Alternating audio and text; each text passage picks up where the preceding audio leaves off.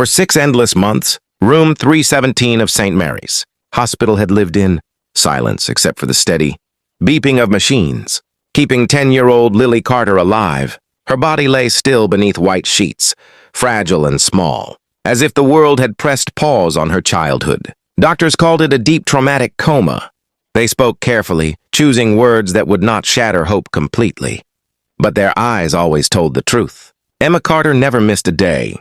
She slept in the stiff chair beside Lily's bed, surviving on cold coffee and prayer.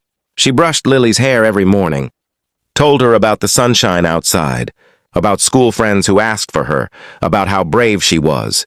Sometimes Emma whispered apologies, even though she didn't know what she was sorry for. Mothers often do that. The accident had been ruled a hit and run. No witnesses, no suspect.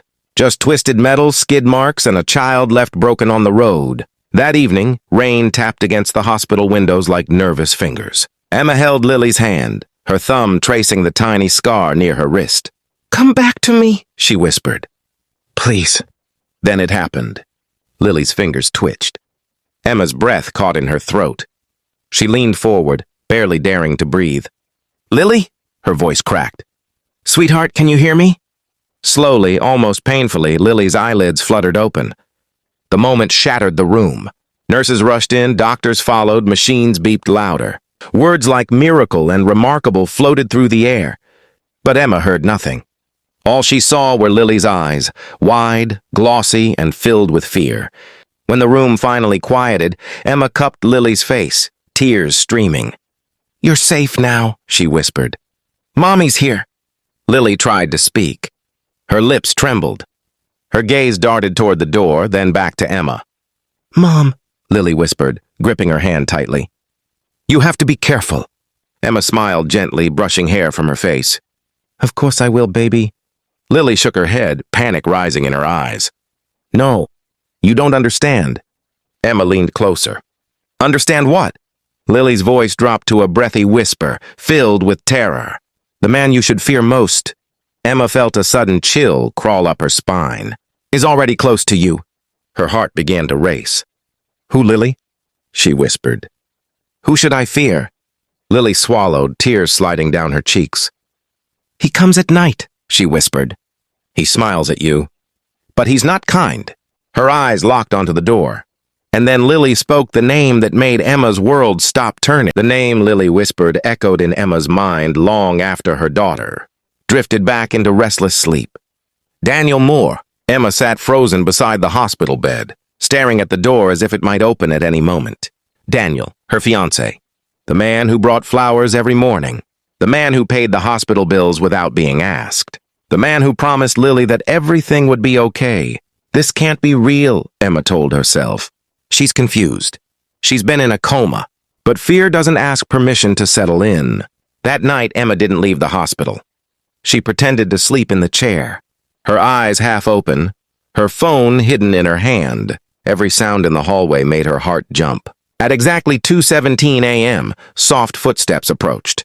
Emma held her breath. The door creaked open, and Daniel stepped inside. He moved quietly, confidently, as if he'd done this before. His face softened into a smile as he looked at Lily. But under the dim light, Emma saw something she had never noticed before. The warmth was gone. His eyes were cold, measuring. He leaned closer to Lily and whispered, "You should have stayed asleep." Emma's blood turned to ice. Daniel pulled out his phone and stepped toward the window. He spoke in a low voice. "She woke up," he said. "But I don't think she remembers everything. Not yet." Emma's hands shook as she pressed record on her phone. Daniel paused, listening. Then he sighed. "I told you the accident would take care of the problem. If she starts talking, we'll finish it." Emma covered her mouth to keep from screaming. The truth crashed over her in a single, horrifying realization. The hit and run hadn't been an accident. Daniel had planned it. Lily had seen or heard something she wasn't supposed to. The next morning, Emma went straight to the police. Hospital security footage confirmed Daniel's late-night visits. Phone records exposed the calls. The smile he wore in public cracked under questioning, revealing a man desperate to protect his lies. Daniel was arrested before sunset, When Lily woke again, Emma held her tightly, her voice breaking. "You saved us," she whispered. "You were so brave." Lily nodded weakly. "He talked when he thought I couldn't hear him," she said. "In the dark. People forget to hide." Weeks later, Lily walked out of the hospital holding Emma's hand. The sun felt warmer than ever. As they stepped into their new beginning, Emma realized something chilling but true. Sometimes the greatest danger isn't a stranger in the dark. It's the one who stands closest. Smiling,